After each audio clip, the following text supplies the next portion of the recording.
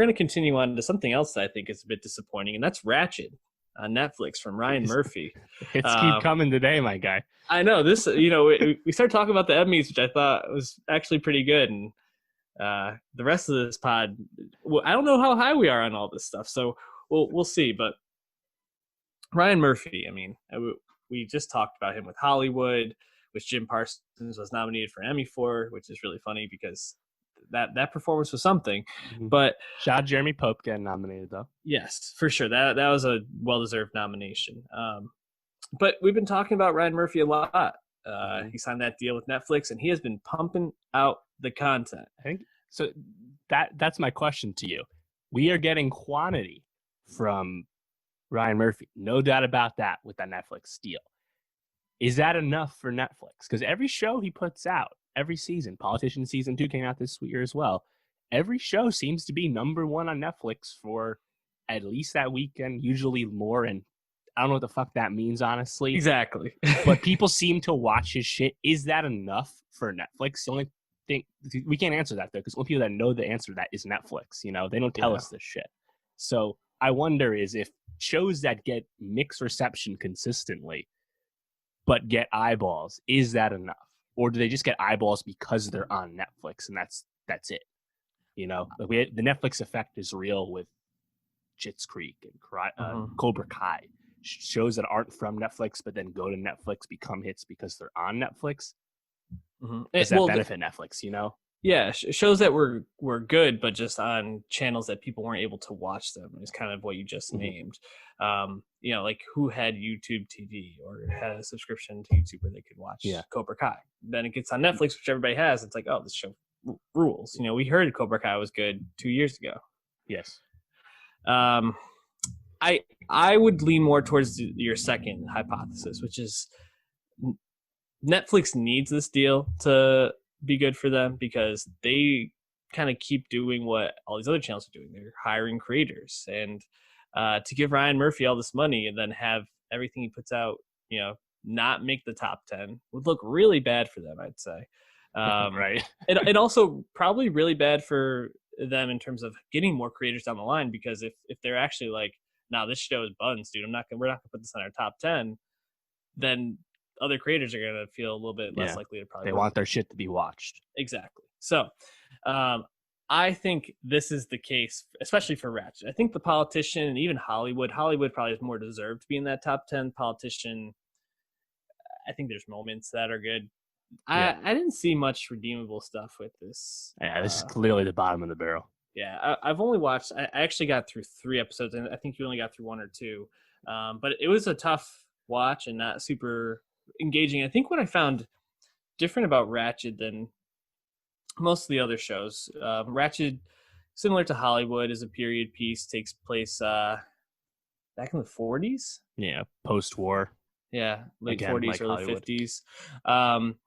And it follows Nurse Ratched, played by Sarah Paulson, who is kind of she's up to something. We'll put it that way. She's working her way into this mental hospital. Seems like she's trying to help out this person that murdered a bunch of priests. Finn Wittrock's character. Yes. And, you have a couple of very famous people popping up in side roles. You have Corey Stoll, Sex and the City person, Cynthia Nixon. Thank you. I was going to say Annie Lennox, which is St. Vincent, so definitely not the right person. No, that's Annie Clark. Annie Clark, you're right. Annie Lennox is walking on broken glass. Jeez. So, yeah, I mean, there's some interesting stuff going on, but I think a lot of the Ryan Murphy stuff, you have these moments of levity, these really funny moments. You think about Hollywood and how like dumb the main character was at times, and how he was kind of like being taken for a ride a lot, and that was like it made the show kind of light and funny. Or Dylan McDermott's presence the whole time as Scotty Bauer standing. Yep, so good. You think about The Politician and just the absurdity and ridiculousness. Like Gwyneth Paltrow, especially in the second season, is all just one huge bit the whole time. Yes. There's not much of that in this, and Ratched ends up being a little bit more American Horror Story, I'd say, than Glee, which I think Ryan Murphy's other Netflix shows have kind of leaned a little bit more towards. So I don't know. I didn't find it super enjoyable, and I also don't find it super intriguing. Um, how are you feeling about the show in general, though? I'm talking quite a bit. I mean, it has a lot of his hallmarks, right? Style over substance, lacking subtlety. Totally. A wide-ranging cast of characters, usually played by people he's worked with before. You know, I think it's notable is that Murphy didn't actually develop this show. This was made by Evan Romansky, and Netflix won a bidding war with Hulu and Apple for this. And then once Netflix won that bidding war, Murphy got involved and helped get this made, and he did shoot the pilot.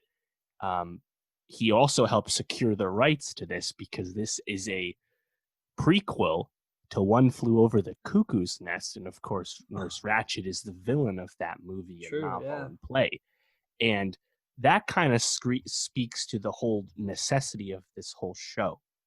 Like we just got a Perry Mason reboot, right? Something from decades prior that anyone who's watching it probably has no connection to. But Perry Mason, at least, is kind of operating at a different level and is just a much better show.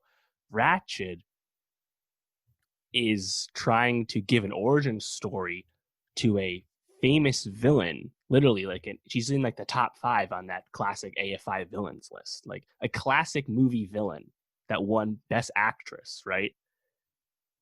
We didn't need an origin story to that. There was no questions about that presence and what it meant. It was more about like the corruption of like institution and like bureaucracy and stuff, right? And like One Flew Over the Cuckoo's Nest, that's one of 3 movies to sweep the big 5 at the Oscars, right? Pretty sure it's a closed case. We don't need to go back to this text.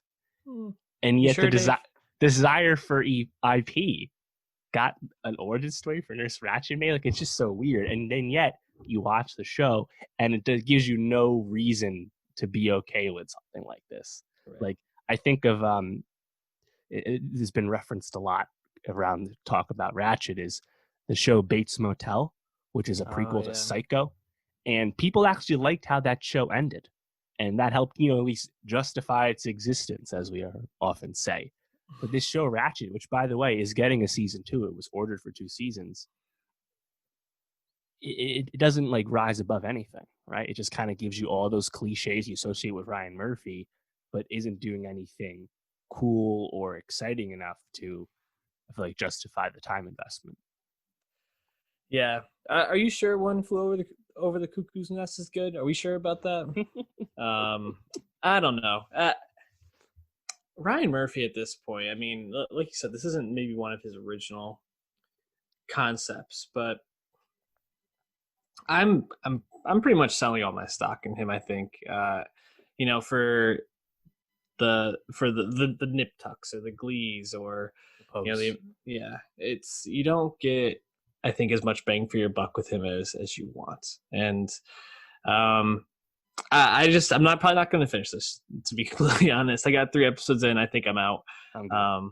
But if you really enjoy Ratched, or if you think we should go back to it, drop a comment. Let us know why. Maybe you can convince us, because we do watch a lot of TV, so we can try to make time if we get enough feedback. But for everything I'm seeing too is that this is a show that's being critically panned, and I think the Murphy Netflix relationship is gaining a little bit of ire. So at least he's working though.